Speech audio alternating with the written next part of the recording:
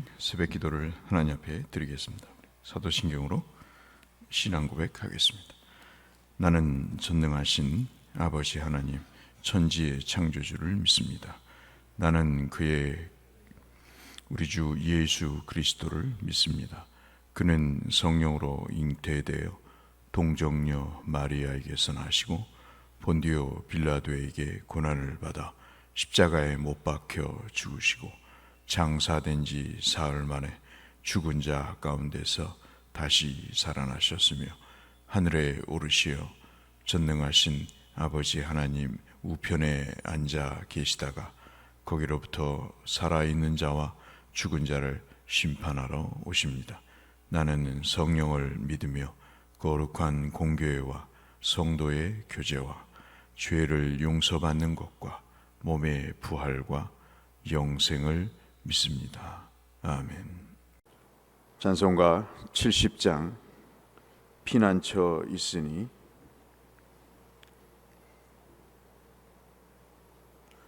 피난처 있으니 환난을 당한 자 이리 오라. 땅들이 변하고 물결이 일어나 산 위에 넘치되 두렵지 않네. 이방이 떠들고 나라들 모여서 진동하나 우리 주 목소리 한 번만 바라면 천하의 모든 것 빵하겠네. 만유주 하나님 우리를 도우니 피난처요.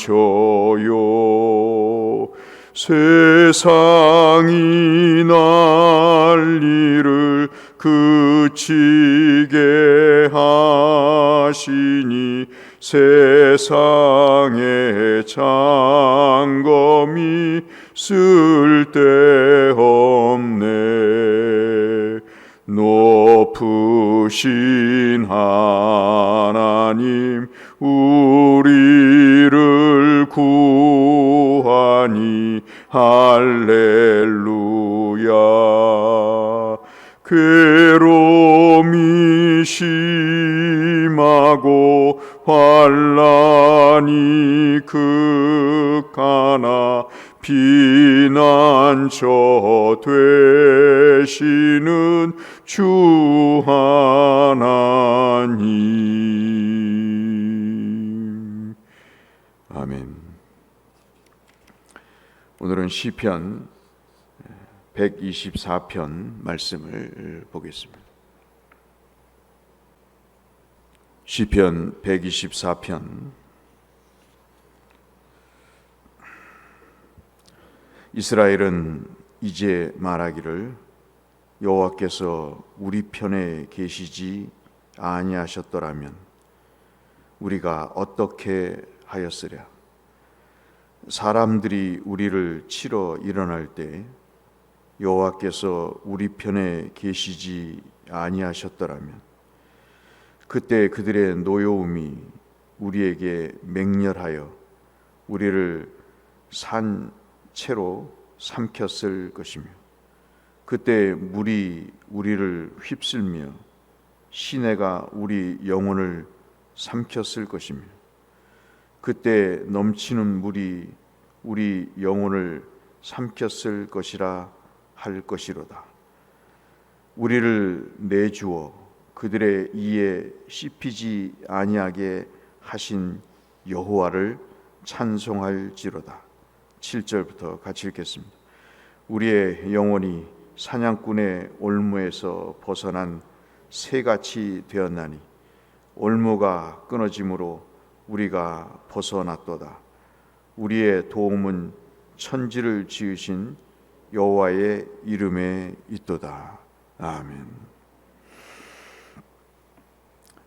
오늘 시는 다윗이 쓴 시로서 우리가 120편부터 134편까지 말씀을 지금 보고 있는데, 그 중에 다윗의 5번째 시라고 볼 수 있겠습니다. 물론 다윗이 쓴 시로는 2번째 해당이 되는 그런 내용입니다. 참 저는 이 말씀을 읽을 때마다, 어제도 말씀드렸고 며칠 전에도 말씀드렸지만, 우리의 신앙은 과거로부터 출발을 한다. 어제도 말씀드렸다시피 저 같은 사람은 개천에 용난 사람이지요.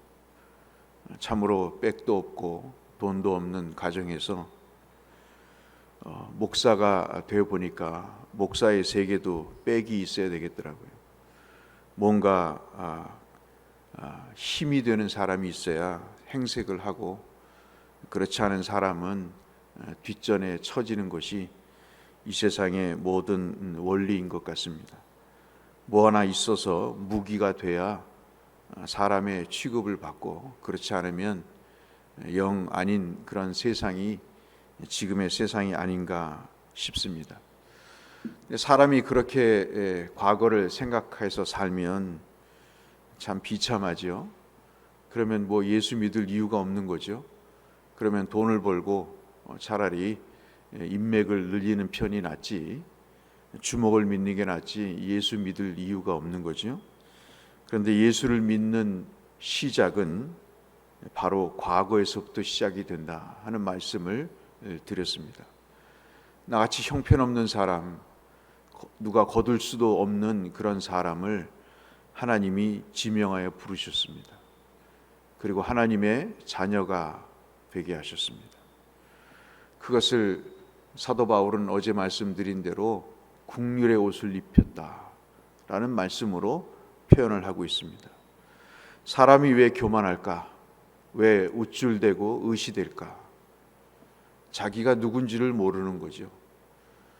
자기가 과거에 어떤 삶을 살았고 어떤 존재인지 자기의 존재에 대한 성찰이 없기 때문에 그 사람은 지금도 내일도 은혜 없이 사는 것입니다. 그러니까 교만한 거죠. 그러나 은혜를 받으면, 은혜의 옷을 입으면 사람이 달라집니다. 예비군 복을 입히면 예비군이 되고, 군복을 입히면 군인이 되고, 거지 옷을 입으면 거린이 되는 것처럼 예수 옷을 입으면 예수의 사람이 되는 거지요. 오늘 우리의 신앙은 그렇게 과거로부터 시작이 됩니다. 오늘 여러분, 제 말이 아니라 124편이 그 말씀이죠. 1절 2절에 여러분 한번 곰곰이 무엇을 되새김질하면서 보신다고, 맛을 음미한다는 의미로 그런 마음으로 한번 보시면 참 기가 막히지 않습니까? 주께서, 여호와께서 우리 편에 계시지 아니하셨더라면 우리가 어떻게 됐을까? 참 저는 이것이 실감이 납니다. 내가 교회를 다니지 않았다면 지금 어떤 모습으로 있었을까? 2절에도 말씀하죠. 사람들이 우리를 치러 일어날 때 여호와께서 우리 편에 계시지 아니하셨더라면 우리는 어떻게 되었을까? 이스라엘은 말합니다. 사람들이 우리를 치러 올 때, 3절에서는 그때를 노여움이 있을 때, 아마도 바로를 염두에 둔 것 같습니다. 바로의 노여움은 우리의 상상 그 자체를 훨씬 뛰어넘는 것입니다. 노예는 그때 당시에 재산이었죠. 지금으로 말하면 첨단 기술입니다. 어떤 정신 나간 왕이 그 재산을, 그것도 60만 명, 200만 명이나 되는 인원을 내어줄 사람이 어디 있겠습니까? 여러분 같으면 여러분 농협에 있는 잔고를 달라는 대로 다 주겠습니까? 그렇지 않듯이 바로가 그렇게 10가지 재앙을 겪으면서도 마음을 바꾼 것이 이해가 되는 것은 그들이 재산이기 때문에 그런 것이죠. 그런데 그 노여움 속에서도 하나님은 우리 편이 되어주셨다. 4절 말씀엔 우리를 치러 오르는 그런 상황을 물에 비유를 합니다. 요단강이 생각이 나고 홍해가 생각이 나죠. 요나의 물고기 밥이 되는 바닷속에서의 모습이 생각이 납니다. 그렇게 넘실거리는 홍해에서 이스라엘이 구원을 받고 헐몬산에서 눈이 녹은 그 물이 범람하는 그때 갑자기 물이 끊어지고 물고기 뱃속에서 하나님께서 요나를 건져주시는 그러한 일들을 기억하면서 물이라고 하는 것이 우리에는 그냥 물로 되어 있지만 원문에는 복수로 되어 있습니다. 그냥 물이 여기저기서 터져나와서 삼켜버리는 것이죠. 저도 말씀드렸다시피 옛날에 수영장에서 빠져서 죽을 뻔했다가 백인이 건져줘서 살아난 경험이 있어서 물에 대한 공포심이 없지 않아 있습니다. 한두 번쯤은 그러한 일들을 우리가 겪었을 텐데 특별히 이 이스라엘 사람들에게 있어서 물은 공포의 대상입니다. 물이 없는 상황에서 건기에서 물이 이렇게 복수 형태로 나타난다는 것은 물이 범람한다는 그런 의미를 갖고 있고 이것은 걷잡을 수 없는 재앙으로 이어진다고 하는 그런 기본적인 인식이 있기 때문에 특별히 이들의 물은 바다와 더불어서 재앙의 근본적인 실체로 그들이 이야기를 하는 이유가 여기 있습니다. 그 물이 우리를 휩쓸어 시내가 우리 영혼을 삼켰을 것이고 5절 말씀해 보시면 그 물이 우리 영혼을 삼켰을 것이라고 반복을 하면서 육체적인 죽음뿐만 아니라 영혼의 죽음, 정신의 죽음을 위협하는 존재로 물이 그렇게 이스라엘 백성들에게 여겨진다고 이야기를 하고 있습니다. 그런데 6절부터 마치 교양학같이 그 분위기가 달라지죠. 얼마 전에 이민찬이가 콩쿠르에서 우승해서 그 연주곡을 연주할 때 완전히 분위기가 바뀐 연주를 마지막에 할 때처럼 그 어려움 속에서 그 어려운 때 그때 주께서 우리를 내어주어 그들의 입에서 씹히지 않게 하셨다. 우리의 영혼이 사냥꾼의 올무에서 벗어나서 그 올무가 끊어지는 불가능하죠. 덫이 어떻게 끊어집니까? 심장이 터질 것 같은 고통이 더 몸부림칠수록 조여오고 그리고 움직일수록 더더욱 거세게 조여오는 게 덫의 속성인데 그것이 끊어져서 그 올무에서 덫에서 우리를 건져주셨다는 고백을 하고 있습니다. 그러면서 마지막 8절에 우리의 도움은 천지를 지신 여호와의 이름에 있도다 라고 하나님의 권능의 이름을 마지막으로 찬송을 하고 있습니다. 이것은 우리가 굳이 설명을 안 드려도 참 우리가 이 아침 이런 새벽에 기도해야 될 중요한 기도 제목 가운데 하나가 아닐 수가 없는 거죠. 남편은 아내는 등을 돌리고 자더라고요. 그렇게 애지중지했던 교인은 어느 순간 돌아섭니다. 거래도 그렇죠. 언제 봤냐는 식으로 자식도 돌아섭니다. 우리가 그런 거 많이 경험하잖아요. 그러면 목사로서 그런 생각이 들어요. 아, 저런 경험이 있으면 예수를 철떡같이 믿겠구나. 천만의 말씀. 그렇지 않습니다. 오히려 더 하나님을 원망하죠. 더 기도 안 합니다. 더 신앙에서 멀어집니다. 제가 말씀드렸잖아요. 지들끼리 싸워놓고 왜 예수를 안 믿습니까? 왜 교회를 안 나옵니까? 이상한 거죠. 참 저는 불신앙의 가정에서 내가 한 2대만 예수를 믿었어도 이렇게는 안 믿겠다 하는 생각이 들 때가 굴뚝 같습니다. 참 우리가 생각해 보면 이게 진짜 신앙인 것 같아요. 주께서 우리 편이 되어주지 않으셨다면, 그렇게 서름이 있으면 교회 나오면 울면 돼요. 울고 기도하면 하나님이 내 편인 게 느껴지잖아요. 기도하면 하나님의 위로가 반드시 있습니다. 원수 같은 인간이 그 인간을 위해서 기도하게 돼요. 어제 오후 예배 때 설교 때 말씀드린 강도 만난 사람이 여러분 잘 아시는 유명한 목사님이세요. 그 목사님이 강도를 만나고 감사한 조건 몇 가지를 얘기했다고 말씀드렸잖아요. 그 중에 하나가 저 강도가 다시는 강도 짓을 하지 않게 해달라고 그 기도를 하는 목사님의 그 감사의 기도 중의 내용이 참 공감이 됐다는 말씀을 드린 적이 있습니다. 오늘 저는 여러분과 함께 이 내용을 기도했으면 좋겠습니다. 한번 돌아보시죠. 이 아침에 우리 편이 되어주지 않으셨다면 우리는 어땠었을까?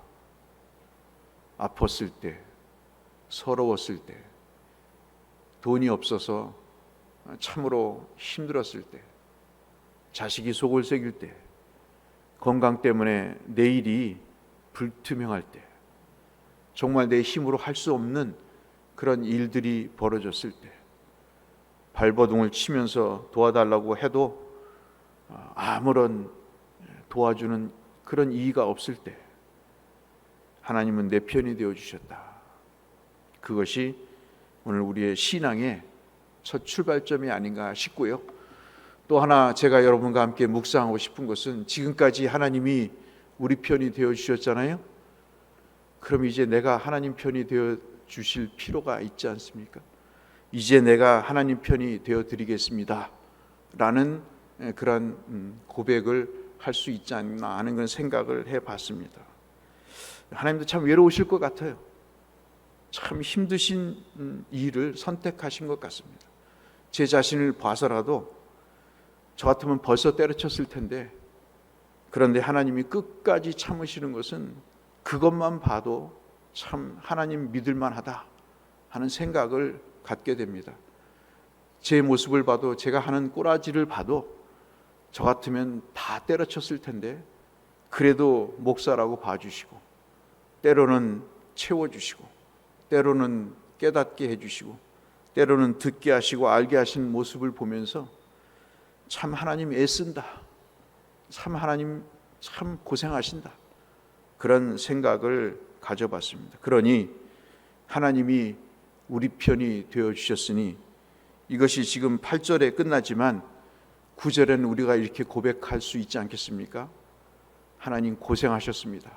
이제는 내가 하나님 편이 되어드리겠습니다 하는 9절의 말씀을 우리가 또 쓸 수 있지 않을까. 이 말씀을 읽어보면서 다윗이 9절에 그 말씀을 썼으면 얼마나 더 좋았을까 하는 그런 생각도 가져봤습니다. 과거를 생각하시면서 하나님이 도우신 것을 기억하시면서 내 편이 되어주신 마음으로, 물질로, 건강으로, 온 세상에 필요한 요소들로 나와 함께 하신 하나님이 이제는 내가 하나님 편이 되어서 하나님을 실망시켜 드리는 일이 없도록 하겠습니다. 다짐하는 기도도 달라는 기도와 함께 우리가 드려야 될 기도의 내용이 아닌가 싶어서 여러분과 함께 이 말씀을 나눕니다. 이 영혼에 하나님께서 은혜를 주시는 깨달음이 우리 모두에게 있어서 하나님과 이 아침 교감하시고 교통하시는 귀한 복된 시간 되시기를 이 말씀을 빌어 주의 이름으로 축원합니다. 거룩하신 아버지 하나님,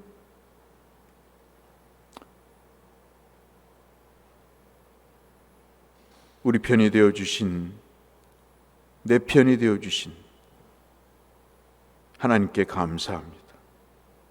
실수할 때도, 범죄할 때도, 어처구니 없는 짓을 할 때도, 심지어는 하나님을 향해 삿대질을 하며 이렇게 불행한 삶을 왜 살게 했냐고, 이런 남자, 이런 여자를 만나서, 이런 교인을 만나서 이런 상황을 살게 하면서 기대하는 것이 무엇이냐고 하나님의 향해 원망했던 그 순간까지도 주께서 용납하시고 품어주시는, 그리고 위험할 때도, 위태할 때도, 참으로 안타까울 때도 내 편이 되어주신 그 주님을 생각할 때 우리의 믿음의 옷깃을 다시 한번 여밉니다.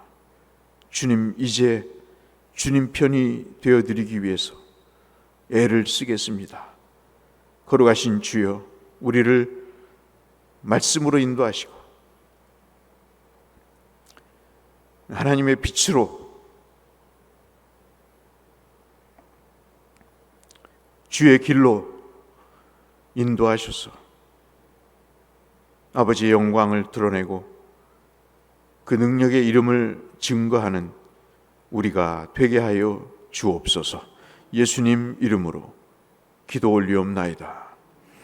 하늘에 계신 우리 아버지, 아버지의 이름을 거룩하게 하시며 아버지의 나라가 오게 하시며 아버지의 뜻이 하늘에서와 같이 땅에서도 이루어지게 하소서. 오늘 우리에게 일용할 양식을 주시고 우리가 우리에게 잘못한 사람을 용서하여 준 것 같이 우리 죄를 용서하여 주시고 우리를 시험에 빠지지 않게 하시고 악에서 구하소서. 나라와 권능과 영광이 영원히 아버지의 것입니다. 아멘. 이 한 주간도 하나님의 인도하심과 축복 가운데 형통하시기를 바라고 우리의 기도가 필요한 영혼들을 위해서 중보하며 나가는 아침이 되었으면 합니다. 함께 기도하겠습니다.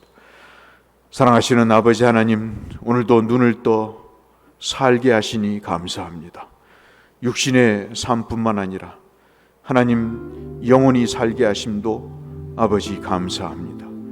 주의 은혜를 입었사오니 주의 은혜를 증거하게 하시고 주의 사랑을 받았사오니 주의 사랑을 베푸는 이 하루가 될 수 있도록 아버지 은혜를 베푸시고 모든 교우들의 마음을 붙잡으시고 발걸음을 인도하여 주셔서 악한 길에서 벗어나게 하시고 하나님의 의의 선한 길, 복된 길로 그 자리로 인도하여 주시기를 주 앞에 간절히 빌고 소원합니다.